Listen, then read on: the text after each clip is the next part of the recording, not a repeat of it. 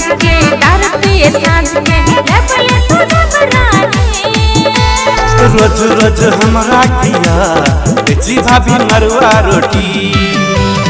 रोज रोज हमरा किया बेची भाभी मरुआ रोटी। रोटी रोटी मरुआ रोटी आलू गोभी चिकन चिकन। रोज रोज हमरा किया बेची भाभी मरुआ रोटी। रोज रोज हमरा किया बेची भाभी मरुआ रोटी।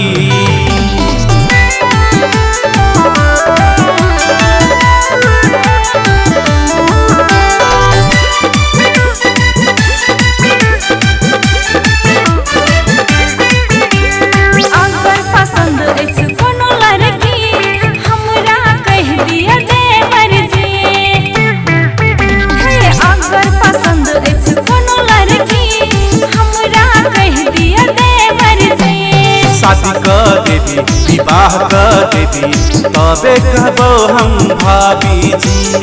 शादी कर देवी विवाह कर देवी तबे कहबो हम भाभी जी।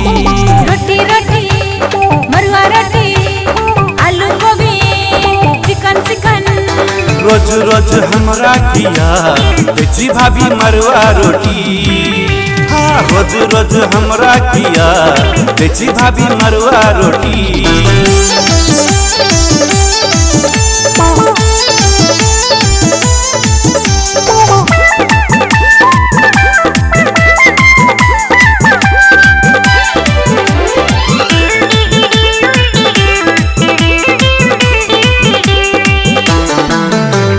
धूमधाम से कर देबो शादी एना नहीं करू देबर अपन मर्जी। धूमधाम से कर देबो शादी एना नहीं करू देबर अपन मर्जी। तोरे बहिन हमरा पसंद पड़ गेलो भैया के कहू न भाभी जी। तोरे बहिन हमरा पसंद पड़ गेलो शादी करा दिया भाभी जी। की कहलिए साचो कहै छै साचो मन पड़ गेल लिया चलू बियाह करा दै छी।